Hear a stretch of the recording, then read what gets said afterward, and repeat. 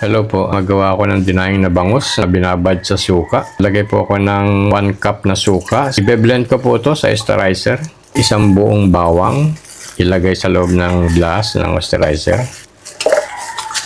1 tablespoon na pamintang buo, tapos durugin, mas mainam kasi para lumabas yung flavor ng paminta, yung anghang niya, kaysa dun sa mabibili yung durog agad.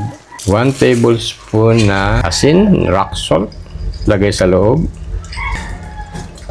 Ito po parang bumili na rin kayo ng ready-made na daing na bangus sa grocery. Isang sili, lagay sa loob para may sipa. Lagyan ng 1/8 teaspoon na aswete powder. Konti lang po, kasi pampakulay lang ito ng konti. Kaya ko ginawang ganito, kung makikita nyo, kung bibili kayo sa grocery, wala kayo makikita ng mga residue ng pinagbabaran. Bawang, paminta, etc. etc. Kasi po sasalain po ito. Pero para kumagat ang lahat ng nilagay ko sa loob, ililib natin ng mga 30 minutes bago natin ilalagay sa bangus. Pakita ko po sa inyo mamaya. Lagay ko na po ito sa blender. Kung wala naman pong blender, kamayin nyo na lang po. Pwede rin. Durugin nyo lang ng todo. Blend ko na po. Pakita ko po sa inyo.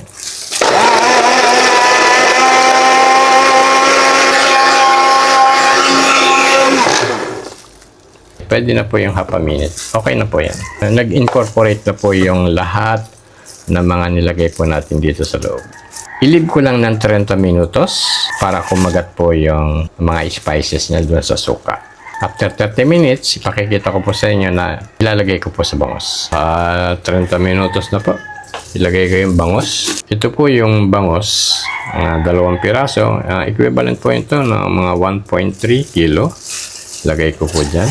Ilagay ko yung kalahating pinagbabaran. Pero ang importante po sasalain po para yung residue, mga bawang, paminta, hindi po makikita halos. Kalahati.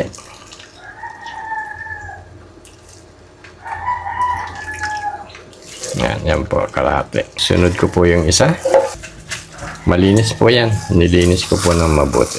Kasama po ang kaliskis dapat. Ilagay ko ulit yung kalahati pang natitira na mixture.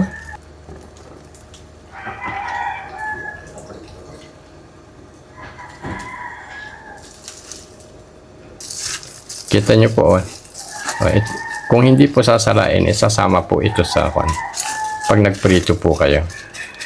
Kaya mas maganda para yung iba ayaw makakagat ng paminta o bawang, mas maganda po salain nyo.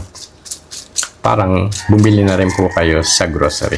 Diin-diinan nyo lang yung strainer nyo. Sayang pa yung konting katas. Okay na po yan. Kung makikita nyo po, malinis po yung suka na gagawin po natin pambabad doon sa bangus. Ngayon, ito po kailangan i-leave ng overnight para mas lalo pong masarap.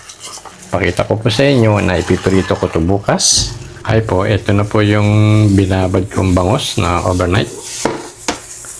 Ito po yung pinagbabaran. Malinis po. Wala po kayo makikita na residue ng bawang, paminta at sili.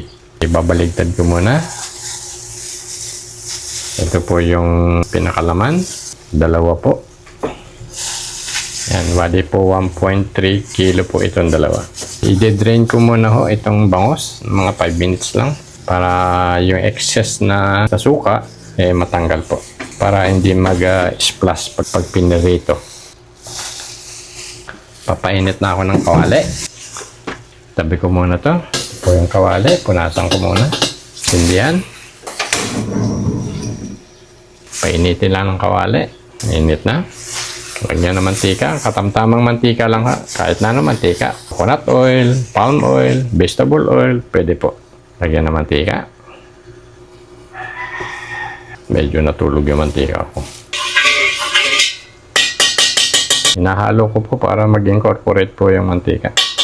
Para sakto ang init. Lagyan ng 1 teaspoon na harina para iwas talsik. Ganito lang po karami. Haluin. Pwede na po yan. Lagay ko na po yung bangos. Tandahan lang. Ito po laman ang unahin nyo.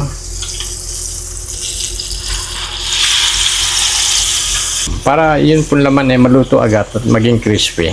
Prituin lang ito ng mga 5 minuto hanggang 7 minuto bawat side. Medium fire lang po ang ginagamit ko kasi hindi po ako pwedeng gumamit ng high fire dahil ito pong aking wok hindi po ganun kakapal. Kaya kung i-high fire ko po madali pong masunog ang lutuin ko. Kaya alalay lang po ako dito sa aking wok. Kasi po meron po nagtatanong bakit ang hina ng apoy ko. Para iwas po sunog ng aking mga niluluto. Ito na po at luto na po ang mga 2 bangos. Hanguin ko na po itong pangalawa. Ito na po yung finished product. Dinaing na bangos sa suka. Subukan nyo po at sigurado pong magugustuhan nyo. Pati po bata pwede pong kumain. Huwag lang po yung sili. Marami pong salamat.